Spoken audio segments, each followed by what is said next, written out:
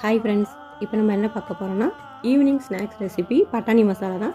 ஊற வச்ச பட்டாணியோட கொஞ்சமாக உப்பு மஞ்சள்தூள் சேர்த்து ஒரு 5 விசில் வச்சு வேக வச்சு எடுத்துக்கலாம். மசாலா அரைக்கிறதுக்கு ஒரு மிக்ஸி ஜாரில் 2 பெரிய வெங்காயம், ஒரு தக்காளி, ஒரு 4 பூண்டு, காரத்துக்கேற்ப ஒரு பச்சை மிளகாய், இஞ்சி கொஞ்சமாக சின்ன துண்டு சேர்த்து நல்லா நைஸாக அரைச்சி எடுத்துக்கலாம்.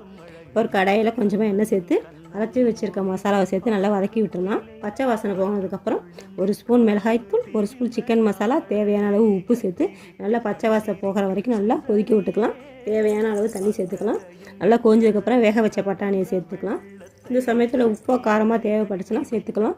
இது கூடவே அரை ஸ்பூன் கார்ன்ஃப்ளவர் மாவை கரைச்சி ஊற்றிக்கலாம். அப்போ தான் கொஞ்சம் மசாலா திக்காக இருக்கும். அதுக்காக கடைசியாக மல்லித்தலை போட்டு இறக்கணும்னா நல்ல சுவையான பட்டாணி மசாலா ரெடி. இந்த வீடியோ உங்களுக்கு பிடிச்சிருந்துச்சுன்னா ஹம்சா லைஃப் ஸ்டைலில் சப்ஸ்கிரைப் பண்ணி சப்போர்ட் பண்ணுங்கள் ஃப்ரெண்ட்ஸ். அடுத்த ஒரு வீடியோவில் பார்க்கலாம். பாய்.